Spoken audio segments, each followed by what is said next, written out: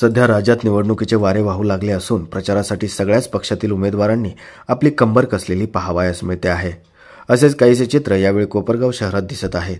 आज महायुतीचे अधिकृत उमेदवार आशुतोष काळे यांनी आज सकाळी कोपरगावचे ग्रामदैवत असलेल्या श्री जगदंबा मातेचे विधिवत पूजन करून प्रचाराचा नारळ फोडण्यात आला.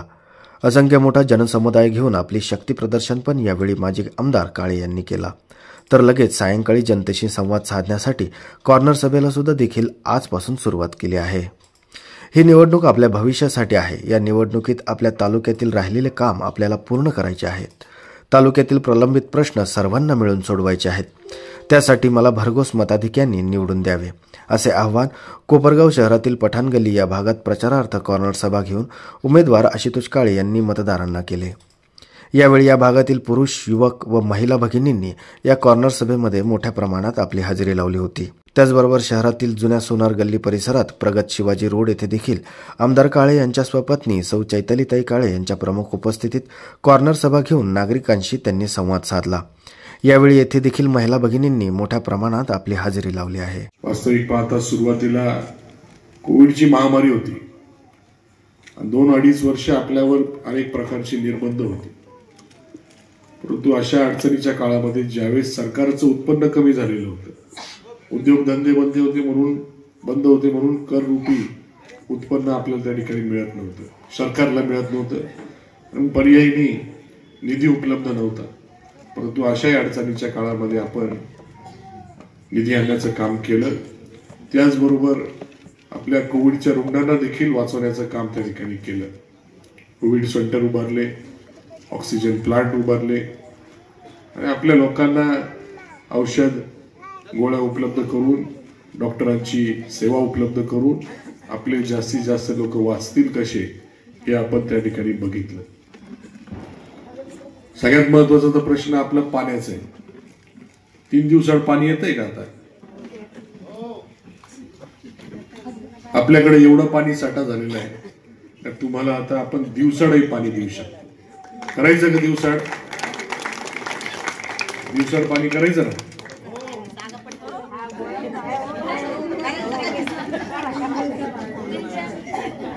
करायचं का नाही करायचं? आपल्याला काय झालंय, 8 दिवस पाणी साठवायची सवय झालेली आणि म्हणून 3 दिवसाआड पाणी मिळत असताना त्याच्यामध्ये सुद्धा समाधान वाटतं. 3 दिवसांनी परत 8 दिवसाचं पाणी साठवते, पुन्हा 3 दिवसांनी आल्यानंतर ते पाणी फेकून परत 8 दिवसाचं साठवते. तर मुळामध्ये एवढी साठवायची गरज नाही. ज्यावेळेस दिवसाआड पाणी होईल त्यावेळेस दिवसाआड पाणी साठवायची गरज, आणि ज्यावेळेस रोज पाणी होईल तेव्हा काही साठवायची गरजच नाही. आणि म्हणून या ज्या काही टाक्या मला दिसायच्या त्या हळूहळू कमी होतील याची मला खात्री आहे.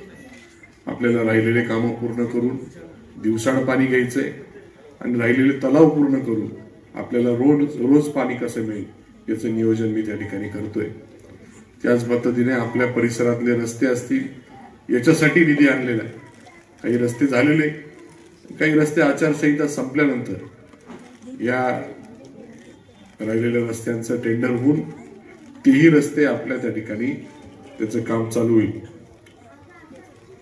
नुसत्या मूलभूत गोष्टी नाही तर आपण आपल्या कोपरगाव शहरामध्ये 100 बेडचं उपजिल्हा रुग्णालय मंजूर करून आणलंय. त्याचं कामही चालू झालं. जिथं ग्रामीण रुग्णालय आहे त्याच्या मागच्याच बाजूला 100 बेडचं उपजिल्हा रुग्णालय आपलं मंजूर झालेलं आहे. त्याचं काम चालू होऊन त्या ठिकाणी आपल्याला शासनाने सांगितलेलं नाममात्र दरामध्ये किंवा मोफत आपल्याला त्या ठिकाणी उपचार मिळू शकतील, औषधं मिळू शकतील, एक्सरे, सोनोग्राफी वगैरे वगैरे या गोष्टी त्या ठिकाणी त्या 100 बेडच्या उपजिल्हा रुग्णालयामध्ये आता मिळणार आहे. आता पूर्वीचं ग्रामीण रुग्णालय ते 30 बेडचं आहे, मागे 100 बेडचं होणार आहे. तुम्ही 3 पट हे वाढल्यानंतर विचार करा तिथं त्या पद्धतीच्या सुविधा पण असतील. त्याच पद्धतीने MIDC देखील मंजूर झालेली. तिथे उद्योग आणून आपल्या मुलांना, आपल्या मुलींना तिथे रोजगार कसा उपलब्ध होईल याचा मला प्रयत्न त्या ठिकाणी करायचा आहे. तसेच कोपरगाव शहरामध्ये देखील आपल्याला MIDC स्टेशन रोड जो आहे त्याच्या उजव्या बाजूला तिथे MIDC मंजूर करायची. ती MIDC मंजूर झाल्यानंतर शहरामध्येच आपल्याला उद्योग त्या ठिकाणी आणता येतील आणि तिथं देखील आपल्या शहराला चांगली चालना त्या ठिकाणी मिळू शकते. आपल्या शहराचा एकदम म्हणतो जागा ही अतिशय चांगली, कारण आपलं शहर नगर असेल, नाशिक असेल, औरंगाबाद असेल किंवा धुळे असेल या जिल्ह्याच्या ठिकाणांपासून समान अंतरावर आहे, 100 किलोमीटरवर. आपल्याकडे एअरपोर्ट आहे तालुक्यामध्ये, आपल्याकडे रेल्वे स्टेशन आहे, आपल्याकडे समृद्धी महामार्ग आहे आणि आपल्याकडे भरपूर जमिनी आहे. आणि म्हणून शहर जर वाढलं, शहराला वाढण्यासाठी भरपूर त्या ठिकाणी वाव आहे. म्हणून शहर जर वाढलं तर निश्चितपणाने कुठला ना कुठला रोजगार त्या ठिकाणी आपल्या परिसरातल्या नागरिकांना, तरुणांना, तरुणींना त्या ठिकाणी मिळू शकेल आणि आपल्या मूलभूत गोष्टी आपण त्या ठिकाणी व्यवस्थित करतो. त्याच्यामुळे कुठल्याही प्रकारची अडचण आपल्या शहरामध्ये राहणार नाही. या मूलभूत गोष्टी, रोज उठलं का पाणी शोधायची गरज नाही तुम्हाला, रोज उठलं का खराब रस्ते असतील त्याच्यामध्ये आपटायची गरज नाही. त्याच्यामुळे बाकीच्या गोष्टीकडे आपल्याला लक्ष देता येईल. आपण कोपरगाव शहरामध्ये अनेक ठिकाणी शॉपिंग कॉम्प्लेक्स उभारतो. आपण आता जर पाहिलं बस स्टँडच्या तिथे मागच्या बाजूला बस डेपो आहे, तिथे आपण शॉपिंग कॉम्प्लेक्स उभारतोय. नगरपालिकेची इमारत आहे, त्याच्या दोन्ही बाजूला तिथे शॉपिंग कॉम्प्लेक्सचं काम चालू होणार आहे. बाजार तळाकडे जाणारा रोड आहे, त्याच्या बाजूला एक शॉपिंग कॉम्प्लेक्स उपलब्ध होणार आहे. आणि अजून आपल्याकडे शासनाच्या जागा आहे जिथे आपल्याला शॉपिंग कॉम्प्लेक्स उभारायचे, जिथे छोटे छोटे जे व्यावसायिक आहेत त्यांना दुकानं उपलब्ध होतील. आणि दुकानं जर जास्त झाली तर निश्चितपणे सर्वांना म्हणजे जवळपास 400-500 दुकानं कशी उपलब्ध होतील असा माझा त्या ठिकाणी प्रयत्न असणार आहे. आणि म्हणून दुकानाच्या माध्यमातून पण आपल्याला रोजगार म्हणा किंवा व्यवसाय म्हणा त्या ठिकाणी करता येईल. आणि म्हणून या सर्व गोष्टी करण्यासाठी खऱ्या अर्थाने आपली ही निवडणूक आहे. आपल्याला आता पाण्याचे दिवस कमी झालेले, पुढे बाकीच्या गोष्टी करायच्या आहेत आणि म्हणून या निवडणुकीला मी सामोरे जातो. बाकीचे लोक काही प्रयत्न करत असतील, ही निवडणूक आपल्या भविष्याची, या निवडणुकीमधून आपल्याला राहिलेले काम आपलं पूर्ण करायचे. नाहीतर कुणी येईल, काहीतरी सांगेल आणि जातीवाद, धर्मामध्ये भांडणं कसे होतील याचा प्रयत्न करेल. माझी आपल्या सर्व धर्माच्या लोकांना विनंती आणि सर्व जातीच्या लोकांना विनंती, आपण या गोष्टीमध्ये पडलं नाही पाहिजे. आपण विकासाच्या मुद्द्यावर बोललं पाहिजे. शेवटी उद्या उठून आपल्याला काही काम मिळालं तर 2 पैसे आपल्या घरामध्ये येणार. हे जातीमधले भांडणं आणि धर्मामधले भांडणं याच्याने आपल्याला काही फायदा नाही. याच्यामुळे नुसतं आपल्या मनामध्ये द्वेष निर्माण होतो एकामेकाबद्दल. याच्याने काही फायदा आहे का? हे भांडण करून आपल्याकडे काय 2 पैसे येणार आहे का? आपल्याकडे या गोष्टीमुळे काही काडीचा फायदा होणार नाही. आणि म्हणून आपल्या सर्वांना विनंती, या गोष्टीकडे आपण सर्वांनी साफ दुर्लक्ष केलं पाहिजे. या गोष्टीमधून काही फायदा होऊ शकत नाही. आणि म्हणून आपल्या सर्वांना विनंती, 20 तारखेला आपण सर्वांनी माझं 1 नंबरचं बटन घड्याळाचं दाबून मला चांगलं मताधिक्य मिळवून द्या. आपल्या ज्या गरजेच्या गोष्टी त्याच्यावर मी काम करण्याचा प्रयत्न करत असतो. बाकीच्या बोगस गोष्टीकडे मी लक्ष सुद्धा देत नाही आणि तुम्ही सुद्धा येऊ नका. या बाकीच्या सगळ्या बोगस गोष्टी, या भांडण्यामधून काही साध्य होणार नाही. आणि म्हणून या गोष्टीकडे दुर्लक्ष करा. 20 तारखेला सर्वांनी सकाळी उठून लवकर त्या ठिकाणी मतदानाला जावं आणि घड्याळाचं बटन दाबून मला भरघोस मताधिक्य द्यावं, अशा प्रकारची विनंती या ठिकाणी करतो. आपल्याला राहिलेले प्रश्न हे सगळे सोडवायचे आणि म्हणून त्या पद्धतीने आपण सर्व मिळून काम करू, एवढा या ठिकाणी शब्द देतो आणि माझं भाषण त्या ठिकाणी थांबवतो. धन्यवाद. मध्ये मान्य आमदार आशुतोष दादा काळे साहेबांनी, मला वाटत नाही का घरी ते किती वेळ थांबले, पण दररोज कोपरगाव शहरामध्ये कुठे ना कुठे ते माणूस आपल्याला दिसत होता का नव्हता? तुम्ही प्रत्येकाने सांगा. आपल्याला वाटतंय ना कोपरगाव शहरामध्ये कायापलट झालेला आहे. प्रत्येकाला जाणवतंय ना का या रस्त्याचे कामं झालेली, प्रत्येकाला जाणवतंय ना का पाण्याचा प्रश्न सुटलेला आहे, प्रत्येकाला आज जाणवतंय का पोलीस स्टेशनच्या मागची जी वसाहत होती, पोलीस स्टेशनची जी बिल्डिंग होती ती आज बदललेली आपल्याला दिसतीये.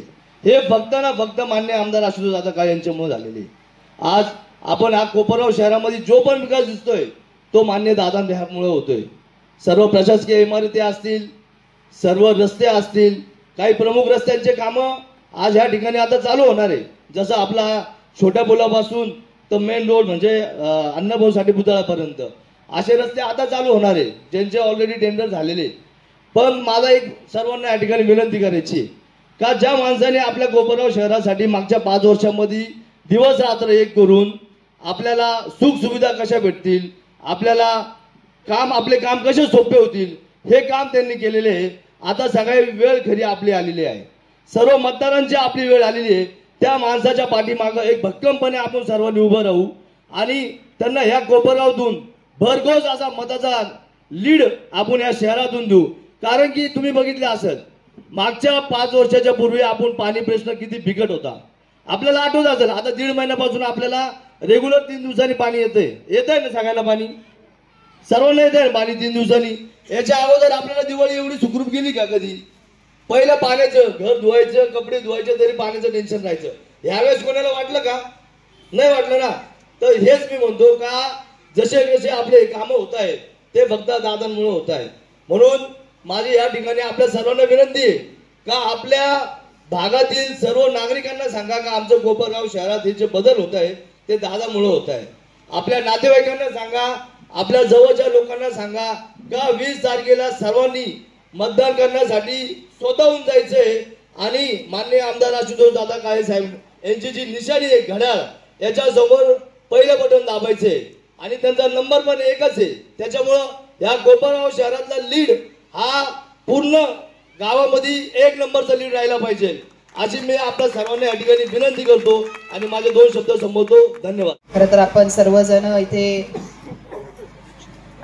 सकाळीच आशुतोष दादांचं प्रचार नारळाचा कार्यक्रम जुनी गंगा मातेच्या तिथे आपण सर्वांनी केला आणि आजची ही पहिली कोपरगाव शहरामधली कॉर्नर सभा ही आपल्या शिवाजी रोड या भागामध्ये होत आहे. मी सर्वच युतीमधील घटक त्यांचे असलेले इथं उपस्थित सर्व मान्यवर, सर्व महिला, सर्व मोठे काका काकी, सर्वच जण, सर्वांचे मी मनापासून आभारी आहे की आपण सर्वांनी हा वेळ आशुतोष दादांसाठी दिला. खरं तर प्रभाग नंबर 5 हा प्रभागात खरं तर कोपरगावची मी म्हणेल की हृदय. त्याचं कारण असं आहे की पूर्ण बाजारपेठ इथे, जुनी बाजारपेठ आपण जी म्हणतो या भागामध्येच आहे, बरोबर आहे. आणि माई आजींच्या काळापासून, काळे साहेबांच्या काळापासून जे काय ऐकत गेलो, जे काय ऐकले, या दुकानांचे नाव ऐकलेले आहेत आम्ही. इथून आम्ही हे आणायचो, इथून आम्ही ते आणायचो.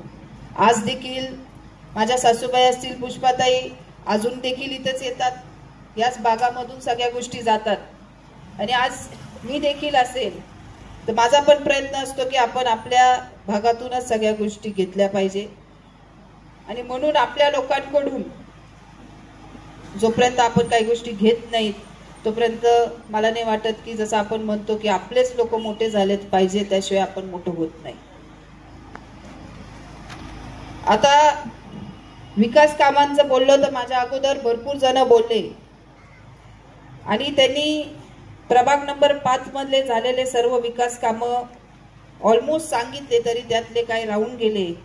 ते म्हणजे वेगवेगळ्या समाजात देखील, जसं की समाज मंदिर असतील, हे देखील भरपूर या भागामध्येच आहेत, बरोबर आहे. तर आज त्यांचं काम जे पूर्णत्वाकडे चाललेलं आहे. म्हणजे मी प्रत्येक मंदिरामध्ये ज्यावेळेस आपण प्रत्येक जयंतीला येतो त्यावेळेस प्रत्येक जणांचा तो आनंद पाहून चेहऱ्यावरती की आमच्या समाज मंदिर आज पूर्ण होत आहेत. कधीतरी आम्ही स्वप्न पाहिले होते की आपण ते करू, परंतु आज प्रत्येक जणांच्या मंदिरांमध्ये गेलं की प्रत्येक जणांची ती भावना आहे की उद्या एक छोटं मोठं लग्न असलं की प्रत्येकालाच मोठं लग्न, मोठं कार्यालय जमत नाही, परंतु समाज मंदिरामध्ये एक छोटंसं लग्न आरामात होऊ शकतं विनामूल्य, बरोबर आहे. आणि म्हणून आशुतोष दादा हे झटत असतात. सगळ्यात मोठा प्रश्न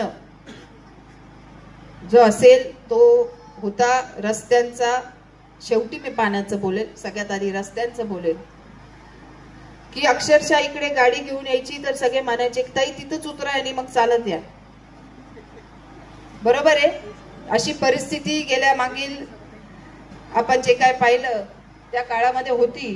पावसाळ्यात तर खूपच कठीण व्हायचं. म्हणून आज ती परिस्थिती मला नाही वाटत इथं कुठे दिसती. प्रत्येक भागामध्ये रस्ते खडीकरण झालेले आहेत, पेवर ब्लॉकचे काम झालेले आहेत. सहजपणे आपण आपल्या स्कूटरवरती इकडे तिकडे फिरू शकतो महिला.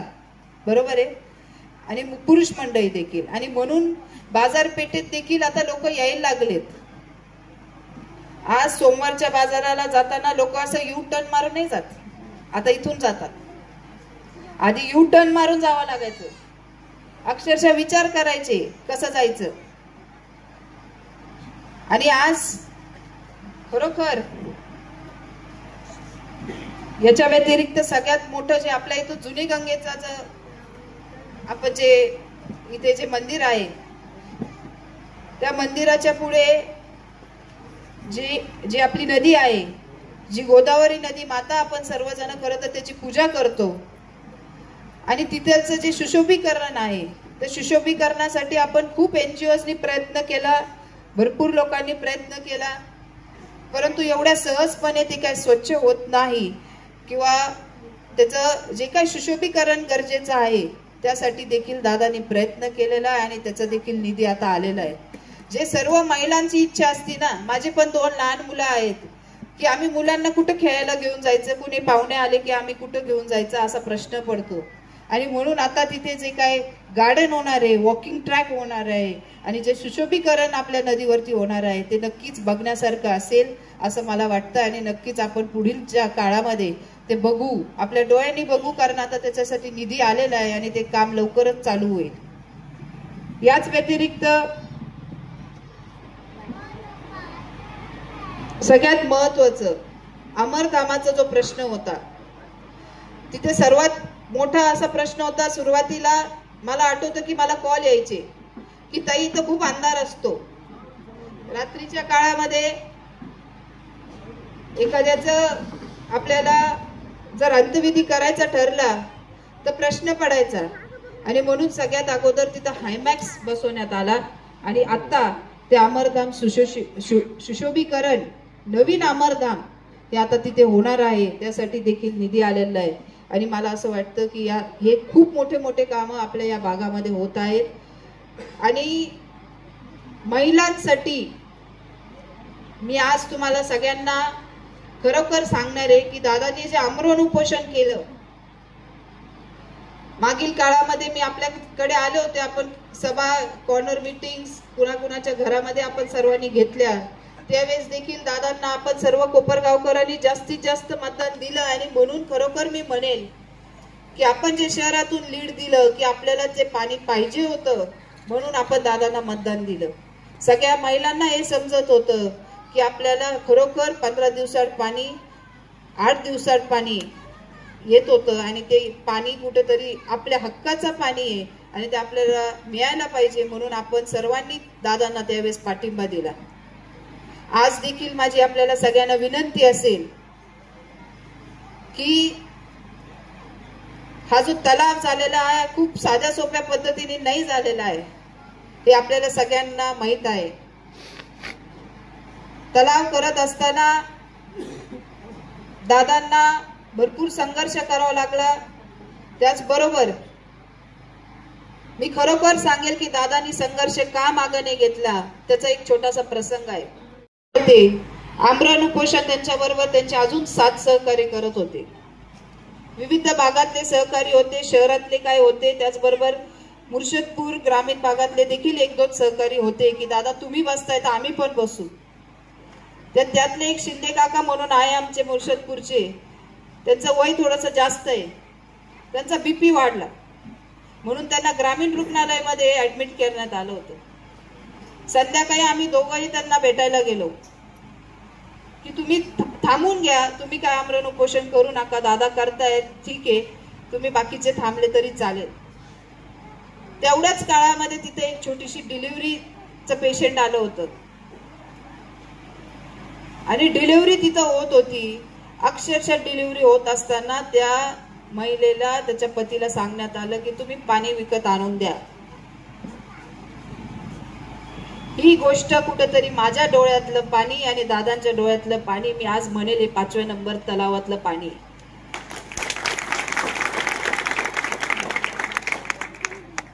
आणि म्हणून खरोखर आपल्याला सगळ्यांना मी विनंती करेल आज आपल्या सर्व महिला भगिनींना, त्याचबरोबर पुरुष मंडळींना, की आपण या 5व्या नंबर तलावाचं साठवण तलाव आपल्या कोपरगाव शहराला खूप महत्वाचा होता. कारण 4 नंबर मधलं पाणी ज्यावेळेस संपायचं त्यावेळेस प्रश्न पडायचा की आता पाणी कुठून द्यायचं, आणि म्हणून मग ते 15 दिवसाआड पाणी आपण घेतलेलं आहे. आज आपल्याला 3 दिवसाआड पाणी येतं. अक्षरशः खूप जण, जसं काका म्हणाले की आम्हाला एवढी सवय नाही, तर मी एवढंच म्हणेल की सवय लावून घ्या. दादा इथं उभा आहे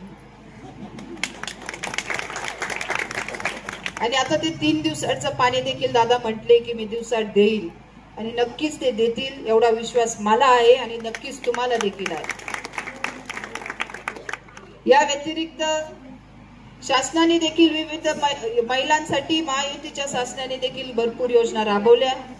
सगळ्यात महत्वाची ती म्हणजे लाडकी बहीण योजना. ते तुम्हीच मला सांगताय, आणि खरोखर आज प्रत्येक बहिणीला मी अशीच विनंती करेल की तुमच्या भावाला तुम्ही पाठीराखा म्हणून साथ द्या.